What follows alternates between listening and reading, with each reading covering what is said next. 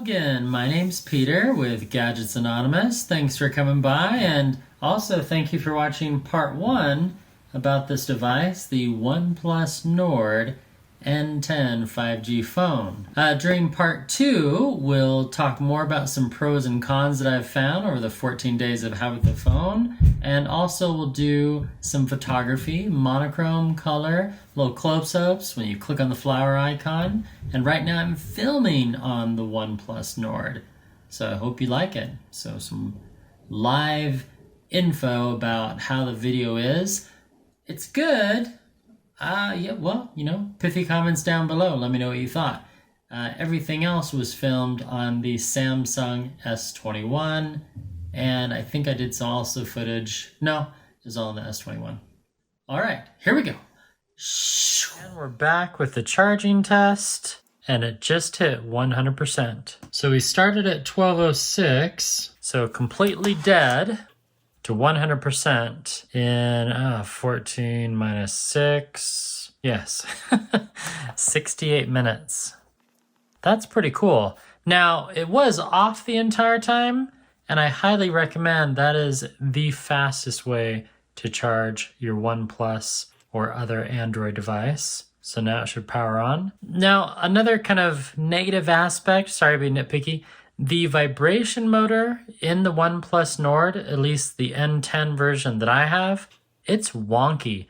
It has a unique sound to it that I am not in love with. It's like, anyway, so there's the splash screen. Give you something to look at when your phone's turning on. There's the OnePlus logo. Oh, that's funny.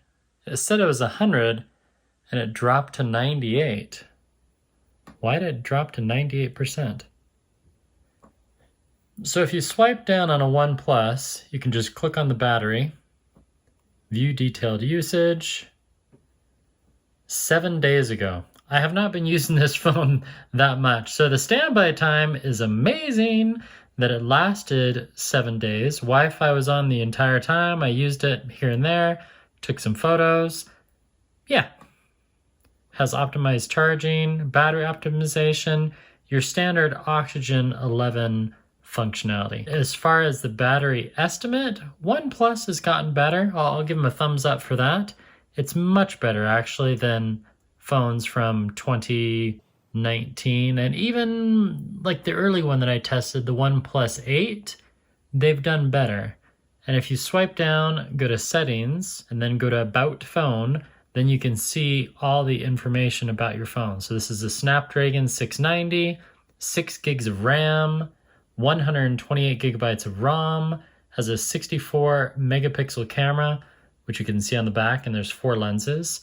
And then if you want to test that monochrome camera, which is pretty cool actually, and here's the award for Oxygen OS, which again, if you fast forwarded, there are chapter shortcuts below. It is my favorite UI, and this is running, actually, this is not running Oxygen 11, this is running 10.59. Curiouser and curiouser. And boom, just like that, it's 100%. So here's the camera. It's pretty good.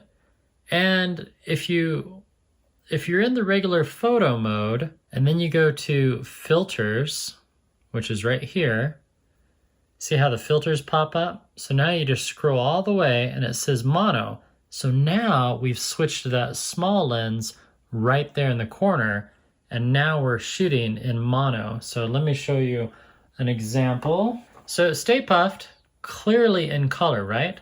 So let's put him right there on the Remarkable tablet. I will snap a picture, and there's your monochrome photo. Monochrome is pretty cool. If you're a fan of native black and white, shooting in black and white is different than converting. Anytime you're converting anything to black and white from color, you're gonna lose clarity, you're gonna lose something. So the camera is decent, there's not much lag. One thing that it does add that the OnePlus 6T did not have, which I found, it was also in the kitchen, along with my OnePlus Buds. This does have a wide camera. So they have made huge improvements on the cameras in the last 3 years since 2018. So the widescreen's pretty decent, not a lot of distortion, And then as far as the 2x optical zoom, yeah, we can zoom in and take a photo of Stay Puft, throw that on the screen. The photos are good. It does have that 64 megapixel option, which you can click right there, and that's how you get to 64. See that? So there's 16, 64. It does have a flower mode, so you can do a super macro. We're gonna pick on Hagrid, and let's do a macro of Hagrid and see how it comes out. It says recommended shooting distance 1 to 1.5 inches. Then I'll throw that on the screen. So what do you think? Is that good? Is that bad? And then we'll even shoot Hagrid in mono. To use that mono camera, you just open up photo, turn off the macro mode, and then if you click on the filters, you want to go to mono. So right there, that's P3, that's not it. P2, that's not it. P1, that's not it. These are all filters. You want to go all the way to the top, and now you use that mono lens. So we'll take a mono picture of Hagrid here. And just to compare the difference, now we'll use a filter. Let's use P1. So there's the P1 photo, and now I'll take one in mono, and we can look at those side by side. So the one on the left is the P1, the one on the right is shot with the mono lens. So there you go, a pretty cool device. Again, if this is your first phone, if this is your first smartphone and you wanted a nice Android experience and you only have $299, I would recommend the OnePlus Nord N10. And yes, it does have 5G. The screen is gorgeous. It does have a 90 hertz refresh rate. If you go to settings, and then you go to display, and you go to advanced, there's the refresh rate, 90 hertz. So instead of your screen refreshing once every second, it's refreshing 1.5 times every second. Now the newer phones like the Samsung S21 or the Samsung FE, yeah, those have 120 hertz. To be honest, I really can't tell a difference between 120 hertz and 90 hertz. There's subtle differences, but as far as my eyes, I'm not really seeing that big of difference. Now, when you're scrolling, that's kind of when you'll see the little bit of lag. Here, I'm connecting to Wi-Fi. Come on, there we go. So, no, just scroll, come on. So right there, you kind of see the lag. Did you hear the vibration there? Can you hear that? That's the vibration motor. Okay, I'll do some chatting with myself here. You can actually hear that vibration motor kind of struggling. And you can feel it, but again, hey, it's $299. A lot of people will just turn that off because they don't like that haptic feedback. But the screen is gorgeous for a $299 phone. Favorite YouTubers here, which is Cartoon Fortress. There's this cool logo. He did this really cool startup animation. Let's take a look. Come on, isn't that awesome?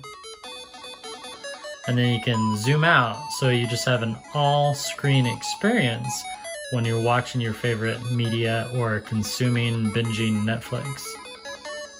The sound is actually better as well. My name is David, and this is the Cartoon Fortress channel. Thank you so much for coming crank by that the all the channel way today up. and watching this video.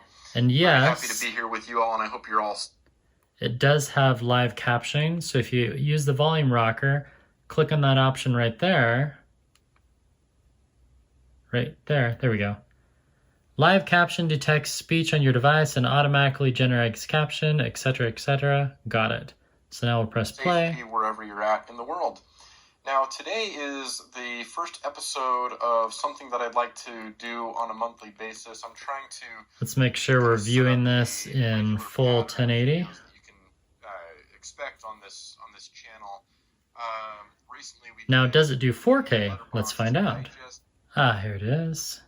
So this one I shot in 8K, and it's also going to be in 4K. Okay, so here we are in... So I shot this in 8K, and it's not letting me view it in anything but 1080p. So that means it's not going to allow you to view things in 4K either. But you know what? Trying to watch a video in 4K on a smartphone, I'm going to say that's feckless. Now this does shoot video in 4K. If you go to video mode and then settings, you can choose how you want to. Video resolution, you have 4K 30 frames per second, 4K cinema 30 frames per second.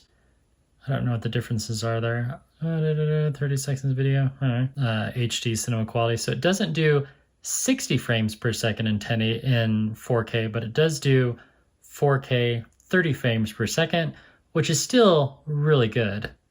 And of course it does 1080 in 60 frames per second. And then as far as the slow motion camera, yeah, it's good. It's good. Slow motion record quality, you have either 1080, 120 frames per second, or 720 at 240 frames per second. So there you go. That's my review of the OnePlus Nord N10 5G smartphone. I hope you enjoyed that. If you have any questions, write those down below. As always, we're going to go with my slogan for the year, mantra, whatever you want to call it. Don't forget to run farther to go further in life. Thank you so much for watching. I'll have another video sometime in the next week. Say goodbye, Hagrid. Goodbye. See ya.